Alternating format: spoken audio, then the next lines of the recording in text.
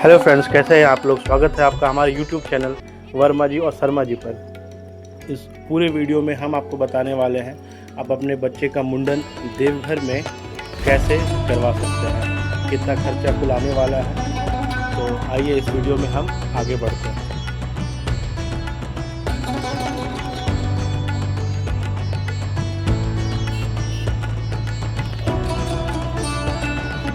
दोस्तों, बोकारो से देवघर की दूरी लगभग 170 किलोमीटर की है। आपको 2-3 रूट मिल जाएंगे बोकारो से देवघर जाने के लिए। बहुत सारे रूट्स हैं। धनबाद होके जा सकते हैं, आप खुसरो होके जा सकते हैं। तो आप जिधर सुविधा अनुसार चाहे आप इधर से भी आप देवघर जा सकते हैं।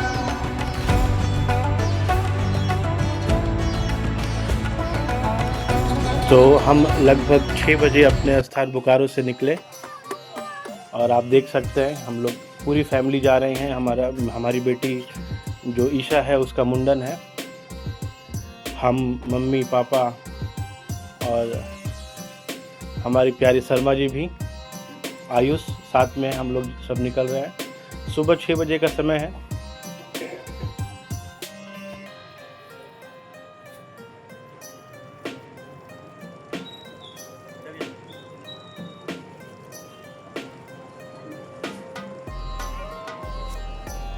यहाँ पे मीठी जो आगे का सीट लेके बैठी है कि नहीं, दादा को तो जाने नहीं देना है।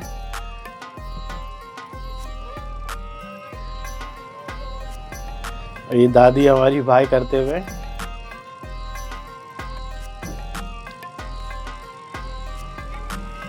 फिर हम लोग यहाँ से निकले अपने देवघर की ओर। देवघर जाने का मेन पर्पस हमारी बेटी का मुंडन है, तो मुंडन कराने के लिए हम लोग देवघर जा रहे हैं। तो हम लोग जो है देवघर का रूट हमने चुना तोपचाची, डुमरी, गिरिडीह होते हुए।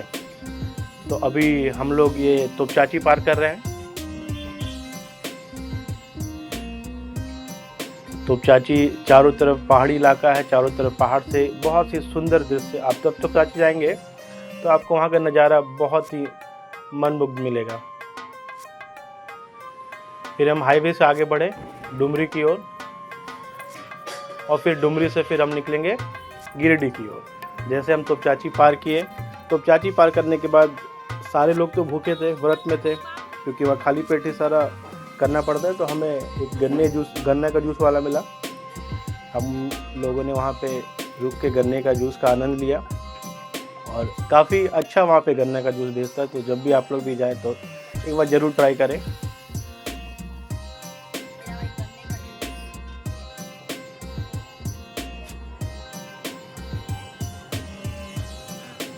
सुबह से हम लोगों ने कुछ खाया नहीं था, तो फिर वो गन्ने का जूस हमने मिला, तो फिर हमने गन्ने का जूस सब पिए हम लोग।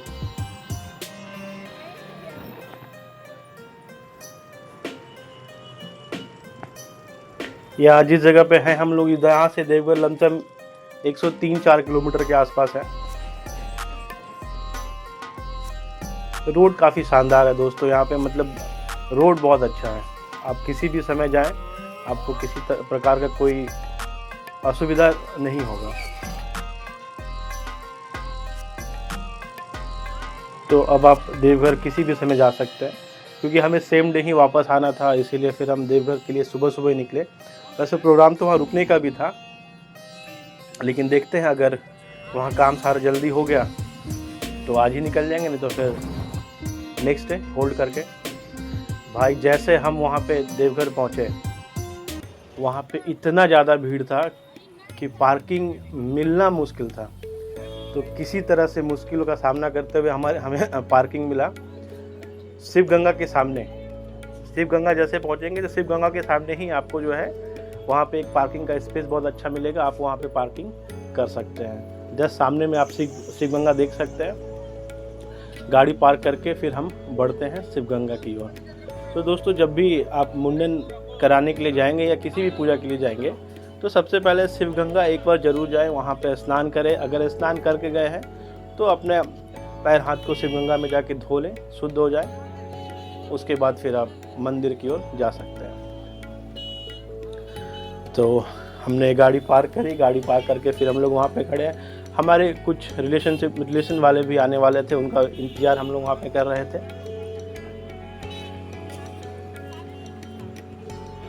और ये हमारे साड़ू भाई,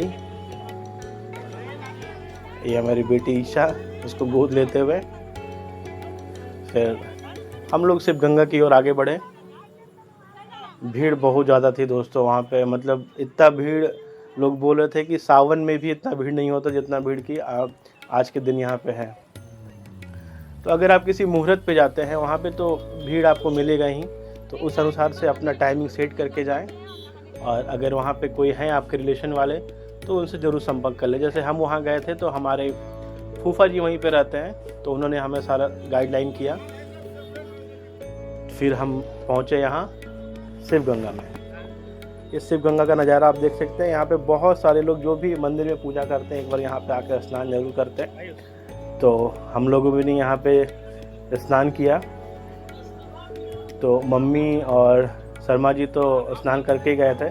स्नान तो हम लोग भी करके गए थे, लेकिन वहाँ पे सबको स्नान करते देख हमारे मन हुआ कि हम भी वहाँ पे स्नान कर लें। फिर हम, ईशा और आयुष तीनों ने स्नान किया वहाँ पे। स्नान की बहुत अच्छी सुविधा है वहाँ पे, आप स्नान कर सकते हैं। हाँ, पानी थोड़ा गहरा है तो आपको उसका ध्यान रखना है कि ज़्यादा दूर अंदर तक ना जाए। मन लेकिन तृप्त हो जाता है शिव गंगा में जाके स्नान करने से, ये तो बात है दोस्तों। किसी भी जगह पे जाए, अगर आप वहाँ जाके स्नान करते हैं तो मन तृप्त हो जाता है आपका। हाँ, एक बात का अवश्य ध्यान रखें कि जैसे आप मुंडन के लिए, किसी भी पूजा के लिए पहुँचेंगे तो आपको वहाँ पे एक पंडा की आवश्यकता ज़रूर होगी। अगर आपका कोई पंडा वहाँ पे है तो आप उनसे संपर्क कर सकते हैं, नहीं तो आपको शिव गंगा के पास ही पंडा मिल जाएगा और नाई भी, ठाकुर जी भी मिल जाएंगे जो ये मुंडन करते हैं। तो हमारा वहाँ पे पहले से शिव गंगा के सामने ही हमारे पंडा जी हैं जो कि हमारा पूजा पाठ घर का सारा कुछ करवाते हैं। तो फिर हम उन्हीं के पास पहुँचे सबसे पहले और हमने अपना सारा सामान वहाँ रखा। जो भी हमारा सामान था हमने पंडा जी के पास वहाँ रखा और फिर रख के फिर हम मंदिर की ओर आगे निकल पड़े। दोस्तों, जैसे आप मंदिर की ओर आगे निकलेंगे आप नज़ारा देख सकते हैं। तो हम लोग मंदिर की ओर निकले और पहुँचे सिंह द्वार। मंदिर का जैसे सिंह द्वार आप पहुँचेंगे तो सिंह द्वार के सामने ही मुंडन का पर्ची कटता है। ठीक है, याद रखिएगा, सिंह द्वार के सामने ही मुंडन का पर्ची कटता है, जिसका अगर कोई एक पर्सन करवा रहे हैं तो 250 रुपये शुल्क है। तो मुंडन के लिए आपको एक जन का 250 रुपये वहाँ पे पर्ची कटवाना पड़ेगा। और जैसे पर्ची कटवाएंगे उसके बाद आपके पंडा जी बताएंगे कि आपको और किन किन सामग्री की ज़रूरत है, जैसे कि पान, सुपारी, मिठाई, तो ये सब वो पंडा जी आपको खुद बता देंगे।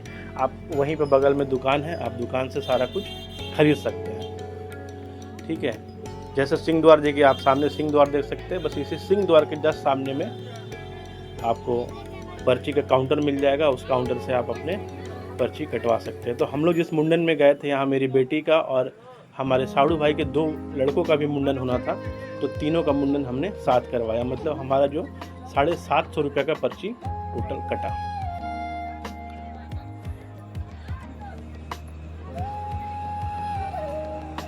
फिर आप जैसे मंदिर जाएंगे तो पंडित जी गठजोड़ करवाएंगे, पूजा की प्रोसेस को आगे बढ़ाएंगे।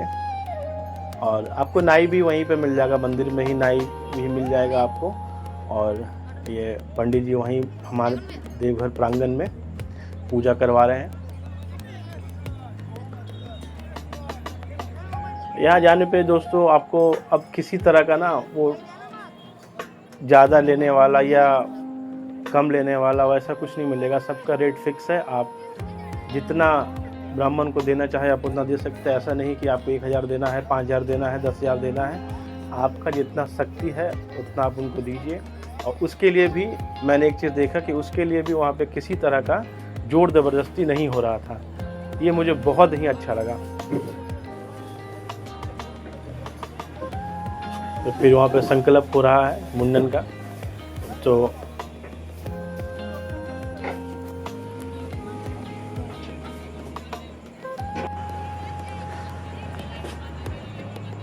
तो यहाँ पे एक विधि होता है जिसमें कि अगर आप जिसका मुंडन कर रहे हैं तो उसका बाल किन्हीं को लेना होता है। तो यहाँ पे ये जो हमारे साड़ू भाई के बच्चे हैं आयुष, ठीक है, इनका बाल इनकी एक मौसी ने लिया, उसके बाद फिर मीठी का होगा तो मीठी का बाल भी उनकी मौसी ने लिया।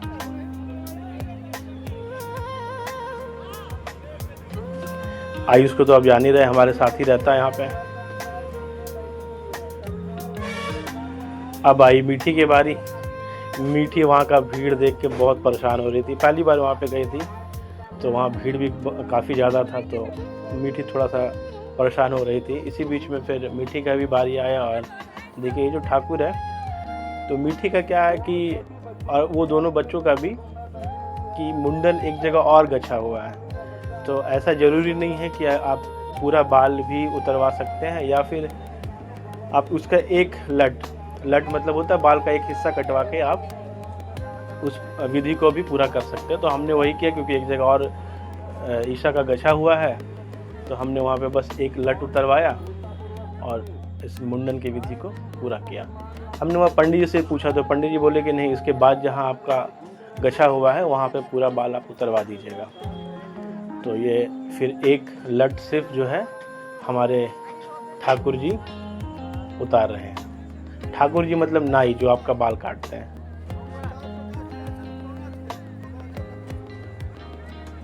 फिर यहाँ फूफा जी भी हैं, हमारी फुआ भी हैं जो कि देवघर में ही रहते हैं, तो उनसे भी हमें बहुत मदद मिली। उन्होंने भी ये सारी प्रक्रिया हमें बताई कि क्या क्या कहाँ होता है। तो वो लोग देवघर में रहते तो उन्हें सारा प्रोसेस पता है। और सबसे बड़ी बात दोस्तों, वहाँ पे ना उस समय जब गए थे हम तो बहुत गर्मी थी, लेकिन देवघर वहाँ पे जो है पूरे प्रांगण को ऊपर त्रिपाल से घेर दिया गया था। और जैसे आप मुंडन का प्रोसेस पूरा करते हैं यहाँ पे नीर स्नान होता है। तो दोस्तों नीर किसको बोलते हैं? जो जल बाबा बैद्यनाथ के शिवलिंग पे चढ़ता है वही जल को नीर बोलते हैं। उसी नीर से फिर स्नान किया जाता है बच्चों का, ताकि वो शुद्ध हो जाते हैं। तो ये प्रोसेस मुंडन के बाद होता है। तो जैसे यहाँ देखिए इन लोग का मुंडन हुआ, एक एक लट कटा, उसके बाद से इनका नीर स्नान संपन्न हुआ। तो ये दोस्तों याद रखिएगा, ये भी बहुत ज़रूरी है। जैसे आप वहाँ पे मुंडन का प्रोसेस पूरा करते हैं तो एक बार आके नीर स्नान जरूर करवाएं। ये देखिए मीठी जो है वो बहुत परेशान है, पहली बार गई थी ऐसे किसी भीड़ भाड़ वाले इलाके में, तो सबको देख के थोड़ा परेशान हो रही थी, थोड़ा रो रही थी, ठीक है। तो उसे संभालने में सब लगे हुए थे।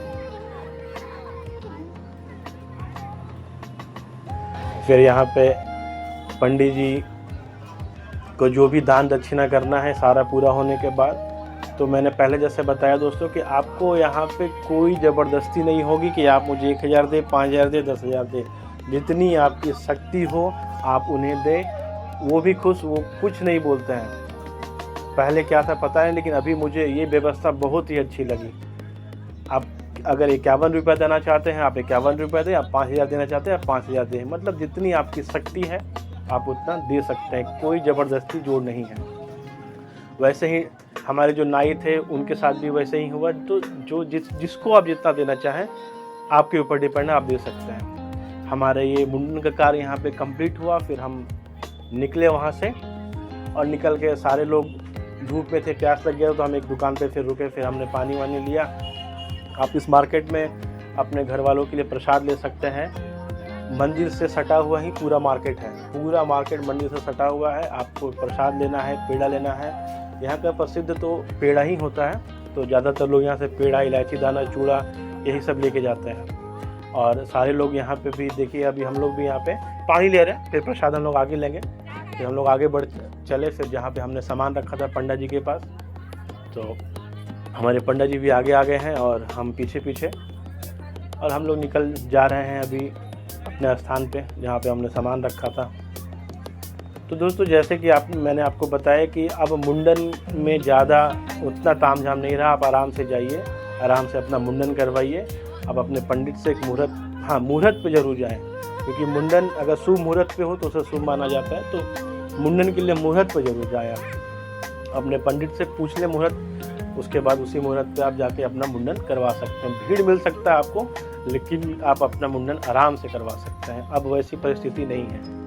और सारे लोगों को भूख लग गया तो हमने यहीं पे राज मड़वाड़ी बासा वहाँ पे बगल में ही, शिवगंगा के बगल में है, वहाँ पे हमने शुद्ध शाकाहारी भोजन किया और उसके बाद फिर हम निकल चले अपने घर की ओर। तो आज रुकने का प्लानिंग था दोस्तों, लेकिन रुकते नहीं है क्योंकि हमारे पास समय, पूजा लमसम हमारा 4 साढ़े 4 बजे तक ख़त्म हो गया, रोड भी अच्छा है, तो हमने डिसाइड किया कि हम लोग निकल ही जाते हैं। तो फिर हम लोग सेम डे ही हम लोग वहाँ से सारे कोई निकल गए। तो दोस्तों कैसा लगा आपको हमारा यह ब्लॉग, हमें कमेंट करके ज़रूर बताएं।